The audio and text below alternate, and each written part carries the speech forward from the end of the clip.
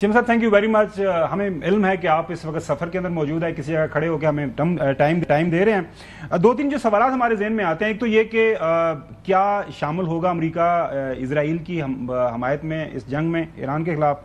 दूसरा ये सवाल यह है कि असल ऑब्जेक्टिव क्या है इसराइल का, क्या वो रजीम चेंज चाह रहे हैं या सिर्फ उनके न्यूक्लियर जो फैसिलिटीज़ हैं उनको टारगेट करना चाह रहे हैं। तीसरा जो सबसे अहम सवाल जो जेन में आ रहा है कि ज़ाहिर है 57 ममालिक हैं, सऊदीया है, कतर है, यूएई, बयानात उन्होंने दिए हैं, क्या प्रैक्टिकली ऑन ग्राउंड किसी सज़ा के ऊपर वो कम से कम अमेरिकन को फोर्स करेंगे या नाफ जनाफ बस करें, इसराइल का हाथ रोकें। क्योंकि माजी के अंदर वो ईरान के खिलाफ, ईरानी न्यूक्लियर प्रोग्राम के खिलाफ सऊदीज और यूएई और कतर की तरफ से बयानात आते रहे। तो यह थोड़ी सी सारी सिचुएशन को जो है उसका अहाता कीजिएगा। टाइम आपके पास है और हम भी और हमारे व्यूअर्स भी आपको सुनना चाह रहे हैं। जी जी मसाब। बहुत शुक्रिया गुमन साहब, हसन भाई और चौथ साहब। देखिए, पहली बात तो ये है कि Israeli prime minister Benjamin Netanyahu America की जो एस्टैब्लिशमेंट है उसकी इंटेलिजेंस को अंडर एस्टिमेट कर रहे हैं कि उनको पता नहीं है और हम उनको बता रहे हैं। बेसिकली तो वो जंग में ड्रैग करना चाहते हैं। उनको ये है कि ये जंग के अंदर आए और अमेरिका ठीक है डिफेंस में तो मदद कर रहा है इसराइल के, लेकिन ऑफेंसिव कैंपेन में भी हमारे साथ शामिल हों। एक तो वो ये चाहते हैं और वो इसमें बार बार वो पहले भी कह चुके हैं और आपको पता ही ये बहुत झूठ बोलते हैं ग्लोबल स्टेज पे और इनको कोई परवाह नहीं है, दुनिया जो मर्जी करे, एज लॉन्ग एज उनको समझ है कि अमेरिका हमारे साथ है तो वो कहते हैं बस ठीक है। दूसरी बात आपने जो की है, मैं समझता हूँ कि मुझे नहीं लगता कि मुसलमान दुनिया जो है वो उसमें ये कोई इस तरफ जाएंगे कि हाँ हमें सपोर्ट करनी है ईरान की। मेरा ख्याल है कि देखिए, ईरान का एक पूरे का पूरा सिस्टम था, ईरान का सिस्टम था प्रॉक्सीज का। वो प्रॉक्सीज जो थी वो हमेशा इसराइल के इर्द गिर्द रहती थी या इसराइल को इंटरनली इंगेज रखती थी। अब पिछले 3 साल से जब 7 अक्टूबर का जो मशहूर हमला हमास ने किया इसराइल के ऊपर, उसके बाद वो प्रॉक्सीज बहुत कमजोर हो गई। और आप देखिए, अगर इसराइल ने हमला भी किया ईरान के ऊपर तो हमास और हिजबुल्लाह जो है वो इसराइल पे हमला नहीं कर पा रहे इस वक्त। तो जब वो प्रॉक्सीज कमजोर हो गई, हमास की, हिजबुल्लाह, फिर उसके बाद जो ईरानी मलेशियाज होते थे इराक और सीरिया में वो कमजोर हो गए, सीरिया ईरान के हाथ से निकल गया।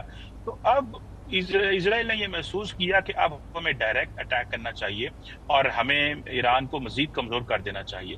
और अमेरिका ने यहाँ पे यह किया कि उसने एक स्ट्रेटेजिक डिसेप्शन क्रिएट की ईरान के बारे में के लिए और एक स्मोक स्क्रीन तैयार की कि ईरान इस चीज को तस्वर कर रहा था कि डायलॉग हो जाएगा और ये जो ओमान में छठा राउंड होना था इस संडे को, इसमें कोई ना कोई कंक्लूजन निकलेगा या ईरान अपना फॉर्मूला देगा, तो वहां से चीजें शायद कोई बेहतरी की तरफ चलें। लेकिन उन्होंने 2 दिन पहले ही उससे हमला कर दिया।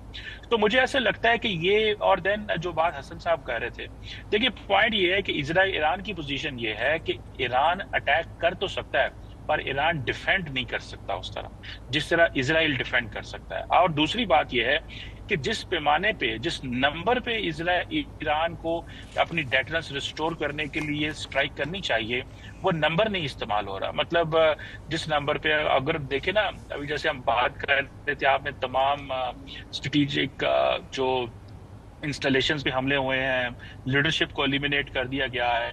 तो मुझे ऐसा लगता है कि ये सारे का सारा जो सिस्टम है, इसमें तो उनको एक बहुत ऑफेंसिव कैंपेन लॉन्च करनी चाहिए थी, लेकिन वो ऑफेंसिव कैंपेन उस तरह लॉन्च नहीं कर सके इसराइल के खिलाफ। गो कि तीसरी रात है उन्होंने हमला किया है, पहली रात जरा कमजोर हमला था, उसके बाद 2 मजबूत हमले किए हैं और उसमें शॉक एंड ऑ जो है वो हमें इसराइल के अंदर नजर आ रहा है। और उसका मुझे लगता यह है कि शायद अगर ईरान ऑफेंसिव हमले करेगा, टफ टोन इस्तेमाल करता है, जिस तरह कि आज उनकी पार्लियामेंट फैसला कर रही है कि हम nuclear non proliferation treaty NPT से विड्रॉ करने जा रहे हैं। देखें, ईरान ने इंटरनेशनल कम्युनिटी के साथ, इंटरनेशनल एटॉमिक एनर्जी एजेंसी के साथ बहुत ज्यादा जो है वो कोऑपरेट किया है, लेकिन अब क्योंकि उसकी न्यूक्लियर फैसिलिटीज के ऊपर हमले हो चुके हैं, उसकी सारी की सारी जो पोजीशन है वो कॉम्प्रोमाइज हो गई है। तो वो समझता है कि ठीक है, मैं फिर इस एनपीटी का हिस्सा ही नहीं बनता। और आपको पता है कि इससे पहले नॉर्थ कोरिया एनपीटी से उसने विड्रॉ किया था।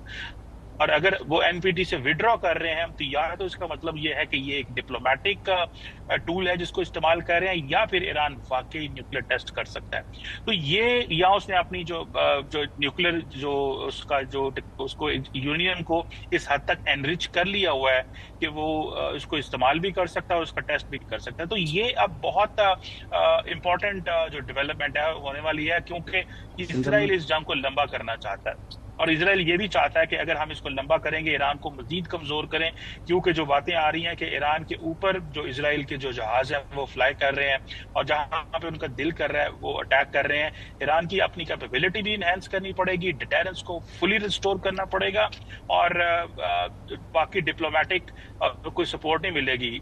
जो सीज फायर तब होगा जब ईरान अपनी पूरी ताकत का मुजाहरा करेगा। बिल्कुल ठीक है, वो कह रहे हैं कि इसराइल के अंदर आप छोड़ पड़ेगा। टू